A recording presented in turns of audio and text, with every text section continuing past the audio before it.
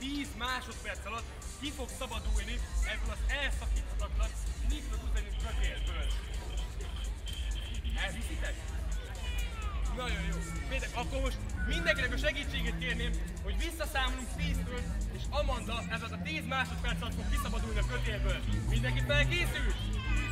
Hát ezt nem hallottam. Igen! Jó, akkor Amanda felkészültél? Akkor megkezdjük a visszaszámlást.